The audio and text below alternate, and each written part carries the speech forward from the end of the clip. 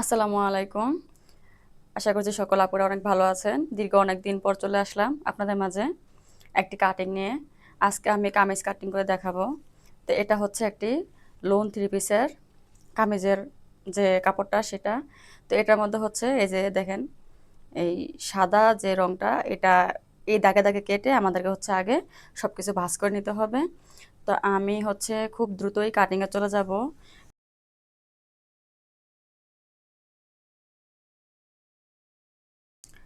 তো এখানে প্রথমে হচ্ছে আমি এই পার্ট বাই পার্ট এগুলো আলাদা করে নিব। এটা হচ্ছে হাতার অংশ, আর এখানে সামনে দুই পাশে সামনে পিছনের অংশ, ঠিক আছে। তো আমি এই দাগে দাগে কেটে নিব।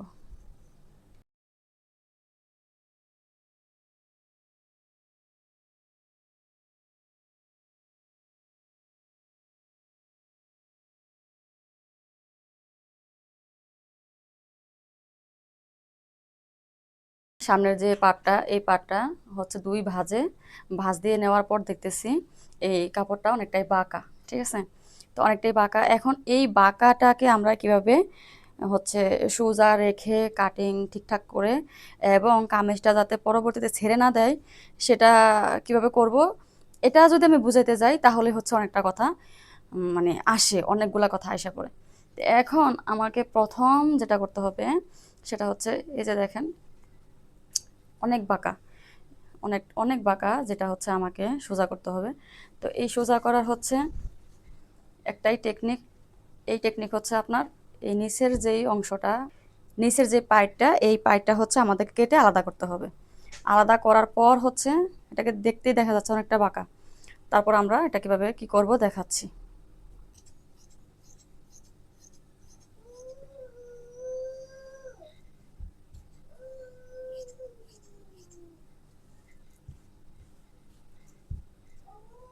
তোমার যে ভিডিওটা দেখলাম মন কর। তো আমি হচ্ছে এই অংশটা আলাদা করে নিলাম। পরবর্তীতে হচ্ছে আমি কামিজ সেলাই করার পর এটা জয়েন করব আর কি আলাদা করে। এখন দেখেন আমি ভাঁজ দেওয়ার পরে কি হয়। তো এইখানে হচ্ছে আমাদেরকে যেটা করতে হবে, এই যে গলার যে ডিজাইনটা আছে এই ডিজাইনটা আমাদেরকে সোজা রাখতে হবে। আর যদি এটা আমরা সোজা না করে কাপড় সোজা করি তাহলে হচ্ছে যখন সেলাই করব এই সেলাই করার পর হচ্ছে এই ডিজাইনটা যে কোনো একদিকে চলে যাবে। তো এই জন্য হচ্ছে আমরা নিচের যে পাইপটা আছে ওই পাইপটা আগে সরাই দিলাম। সরাই দেওয়ার পর হচ্ছে আমরা এই গলাটা ধরে এই ডিজাইনটা ধরে ডিজাইন বরাবর আমরা হচ্ছে ভাঁজ দিব।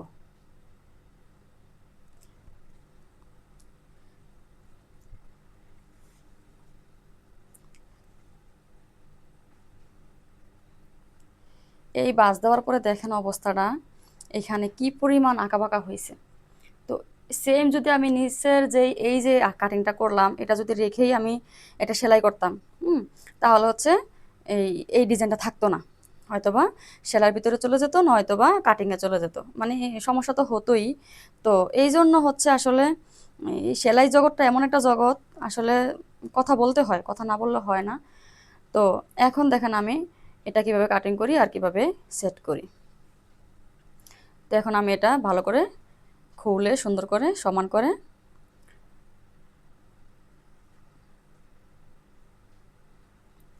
এই সমান করে ধরে নিলাম। অনেক বাঁকা, অনেক বাঁকা, এই যে এখানে দেখেন বাঁকা এবং নিচের অংশটাও বাঁকা। তো এই বাঁকা থাকলে হচ্ছে সেলাইটা আমাদের হবে না, সুন্দর হবে না। এই জন্য হচ্ছে আমরা আগেই নিচের অংশটা কাটিং করে নিলাম।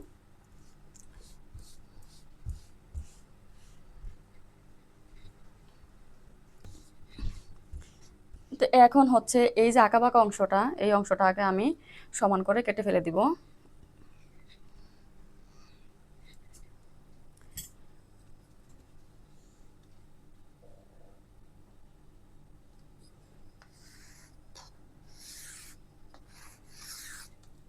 এখানে আমি সাদা চক নিলাম, আসলে কোনো চকই দেখা যাচ্ছিল না, তো আমি সাদাটাই নিলাম। দাগগুলো আসলে বুঝে নেবেন। এখানে আমি 36 সাইজের কামিজ কাটিং করব। তো এখন আমি এই উপর অংশটা সমান করে নিলাম। তো উপর অংশটা সমান করে নেওয়ার পর হচ্ছে আমি নিচের অংশটা সমান করে তারপর হচ্ছে যেই পাইপটা কাটছি ওই পাইপটা আমি জয়েন দেব।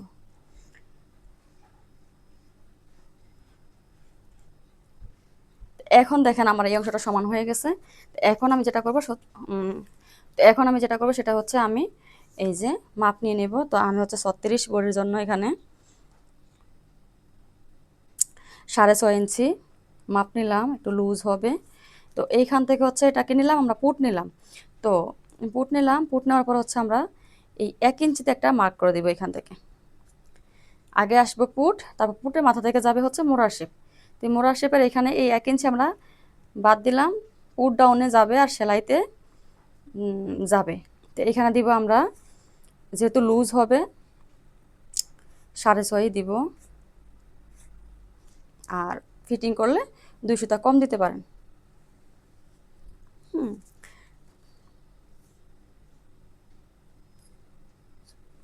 আচ্ছা, তো এখন আমি পুট নিলাম, মোড়ার শেপ নিলাম, তারপরে হচ্ছে আমি বডি নিব। বডি হচ্ছে 36।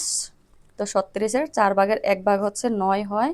তো এইখানে আমি 9 নিয়ে নিলাম, সাথে 1 ইঞ্চি সেলাইয়ের জন্য বেশি। তো আপনারা নতুন যারা আছেন, আমার ভিডিওগুলো হচ্ছে মূলত তাদের জন্য। তো আমি প্রশিক্ষণ আকারেও ভিডিও নিয়ে আসব। আজকে প্রথম অনেক দিন পর, দীর্ঘ অনেকটা সময়ের পর আমি সরাসরি ভিডিও নিয়ে আসলাম। তো যারা নতুন তাদের জন্য প্রশিক্ষণ ভিডিও আবার প্রথম থেকে আসবে, যেহেতু আমার আগের চ্যানেলটা নষ্ট হয়ে গেছে। তো আসলে সেলাইয়ের সাথে সাথে মানে কাটিংয়ের সাথে সাথে যখন আপনি যখন কাটিং করবেন, তখন হচ্ছে এই বডির মাপের সাথে যদি সেলাইয়ের মাপটা সাথে সাথে না নেন, তাহলে হচ্ছে আপনার ভুল হওয়ার সম্ভাবনা খুব বেশি থাকবে, কাপড় নষ্ট হওয়ার চান্স খুব বেশি। তো এই জন্য আপনি যখনই অরিজিনাল মাপটা নেবেন, সাথে 1 ইঞ্চি সেলাই নিয়ে নেবেন। তো এখন আমি এই বডি থেকে কোমরের মাপটা নিয়ে নিব, মানে বডি থেকে কোমর লম্বা যেটাকে বলে, আর বডি থেকে হিপ লম্বা। বডি থেকে কোমর লম্বা, বডি থেকে হিপ লম্বা, এই দুইটা মাপ আমি এখন নিয়ে নিব। তো এই বডি থেকে ধরে হচ্ছে আমি 5.5 ইঞ্চিতে একটা মার্ক করব, আর হচ্ছে 11 ইঞ্চিতে একটা মার্ক করব। তো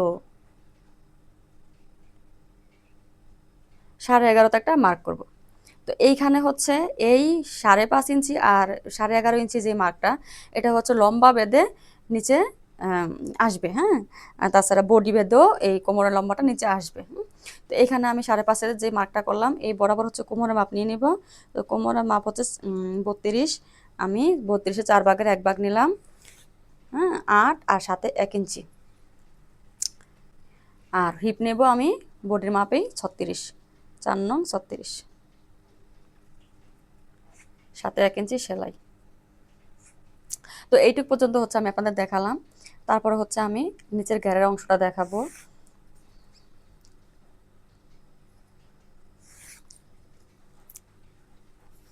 এখন এই দাগে দাগে আমি মিলাই নিব।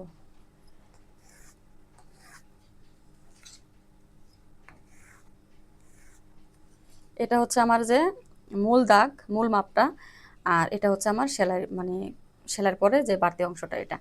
তো এখন আমি যে মোড়া শেপটা, এই মোড়া শেপটা হচ্ছে আপনারা খুব সহজ করে নেওয়ার চেষ্টা করবেন। আর এখন অনেক কিছুই পাওয়া যায় মাপজোপ নেওয়ার জন্য, যেটা আমাদের সময় ছিল না। ওগুলো প্রয়োজনে কিনে নেবেন, নিলে হচ্ছে আপনাদের আরও সহজ হয়ে যাবে। তো এইখানে আমি 1 ইঞ্চি ডিপ নিয়ে এই এটা হচ্ছে এখানে মিলাই দিলাম। তো এখানে যেহেতু 6.5, এখানে মিডল করে এই মিডলটা এসে মিলাই দিবেন। তো এখানে হচ্ছে আমি এই তালপাট কাটবো না, তালপাট আমি হচ্ছে মেশিনে কাটবো। তো এখন দেখেন এইটুক অংশ আমি কাটিং করে তারপর হচ্ছে ঘেটা দেখাচ্ছি, কারণ এখানে জায়গা স্বল্পতা আছে। তো আমি কাটিং করে এইটুক দেখাচ্ছি।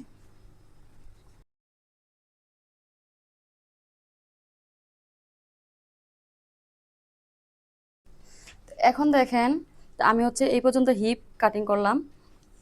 তো হিপ কাটিং করার পর হচ্ছে আমি ঘেরের অংশটা কাটিং করবো। তো এই ঘেরের অংশটা হচ্ছে এই যে দেখেন এতটাই বাঁকা, এটা যদি আমি সরাসরি ওই পাইপটা সহ সেলাই করতাম, এই কামিজটা আসলে সুন্দর লাগতো না। তো এই জন্য এটা আমাকে বাধ্য হয়ে কাটিং করা লাগছে, এবং এটা আমি সমান করে নিব।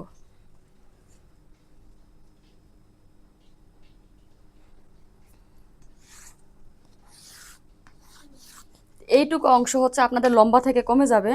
অতএব লম্বা কিভাবে ঠিক রাখবেন সেটা মাথায় রেখেও কিন্তু এটা কাটিং করা লাগবে। তো যদি একেবারে লম্বা কমে যায়, তাহলে অন্যভাবে এটাকে আপনাদের ঠিক করতে হবে। ঠিক আছে, তো আমি হচ্ছে বাঁকা অংশটা সরাই দিলাম।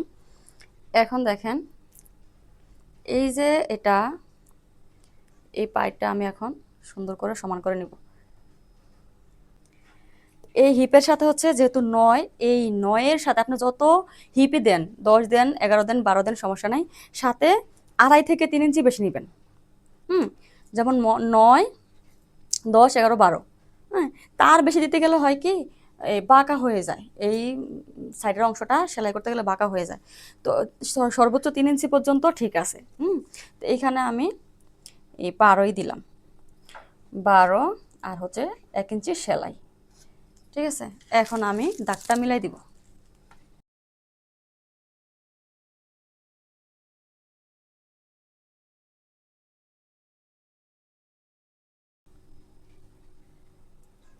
আচ্ছা, এখন হচ্ছে এই দাগের যে অংশগুলা সেলাইয়ের সুবিধার্থে আমরা হচ্ছে কাট করে নিব।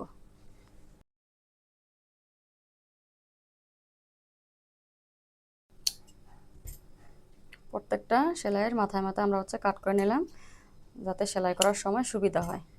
তো এখন দেখেন আমি শুধু সামনের অংশটা কাটিং করে দেখালাম।